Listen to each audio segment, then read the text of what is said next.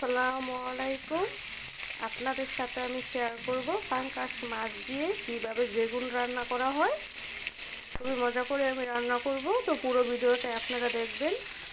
এখানে আমি কালো বেগুন আর আলু নিয়েছি কেটে, আর পেঁয়াজ কুচি দিয়ে রান্নাটা করব। তো আপনাদের সাথে পুরো রান্নাটাই আমি শেয়ার করব, তো পুরো ভিডিওটি আপনাদেরকে দেখাবো।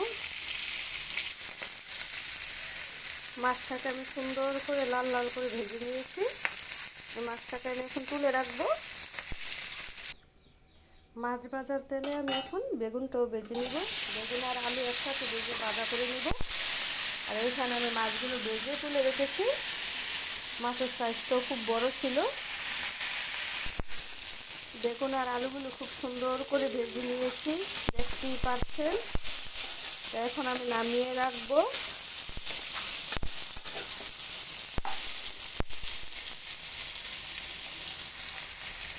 এখানে দিয়ে দিয়েছি পেঁয়াজ।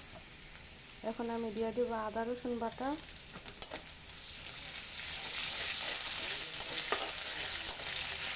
ভালো করে ভেজে নিব।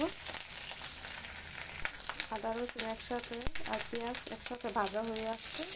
এখন আমি দিয়ে দিচ্ছি পরিমাণ মতো পানি। আর এইখানে দিয়ে দেবো হলুদের গুঁড়া, মরিচের গুঁড়া, স্বাদ মতো লবণ। তো একসাথে কষিয়ে নেব খুব সুন্দর করে। তো সব মশলাই আমার কষানো হয়ে আসছে।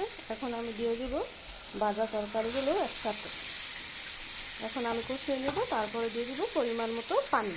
খুব সুন্দর করে কষিয়ে নিয়েছি। এখন আমি দিয়ে দিব পরিমাণ মতো পানি।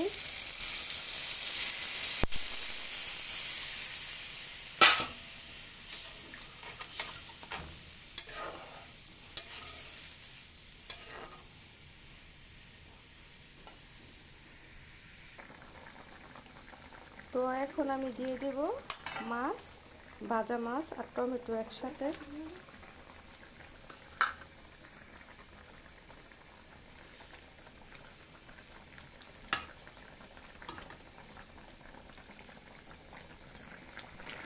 তো আমার এই মাছের তরকারিটা রান্না হয়ে গেছে। এখন আমি দিয়ে দেবো ধনিয়া পাতা কুচানো।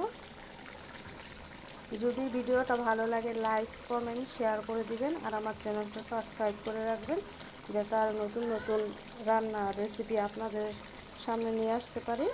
তো ধন্যবাদ সবাইকে।